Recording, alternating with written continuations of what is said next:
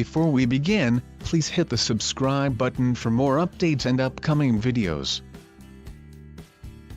Building wealth. It's a topic that sparks heated debate, promotes quirky get-rich-quick schemes, and drives people to pursue transactions they might otherwise never consider. Basically, building wealth boils down to these 3 simple steps. While these steps are simple to understand, they're relatively not easy to follow. To accumulate wealth over time, you need to do 3 things. This means that before you can begin to save or invest, you need to have a long-term source of income that's sufficient to have some leftover after you've covered your necessities. This step may seem elementary, but for those who are just starting out or are in transition, this is the most fundamental step. Most of us have seen tables showing that a small amount regularly saved and compounded over time can eventually add up to substantial wealth. But those tables never cover the other sides of the story. That is, are you making enough to save in the first place? Keep in mind that there's only so much you can cut costs. If your costs are already cut down to bone, you should look into ways to increase your income. And not least, are you good enough at what you do, and do you enjoy it enough that you can do it for 40 or 50 years, in order to save that money? Once you have an income that's enough to cover your basics, you need to develop a proactive savings plan. You make enough money, you live pretty well, but you're not saving enough. What's wrong?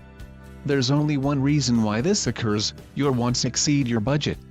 The most important step is to distinguish between what you really need and what you merely want.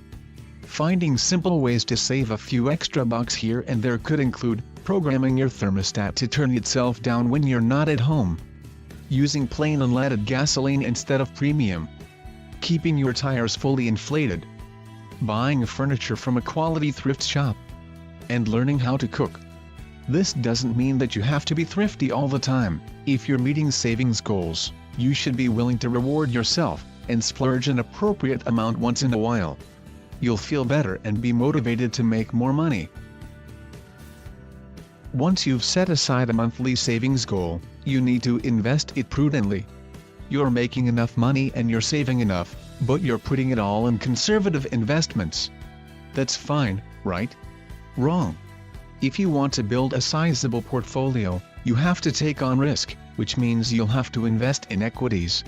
So how do you determine what's the right exposure for you? To begin, determine your return and risk objectives.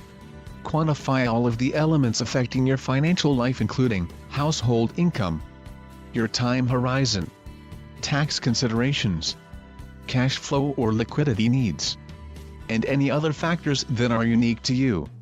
Invest your equity and fixed income exposures over a range of classes and styles. Do not try to time the market. When one style is underperforming the S&P 500, it is quite possible that another is outperforming. Diversification takes the timing element out of the game. A qualified investment advisor can help you develop a prudent diversification strategy. Are you still wondering how soon you will be living your dreams? And how you could manifest them faster? Simply click on the link in the description below to find out more. Thank you for watching this video. Don't forget to like, share, and leave your comment.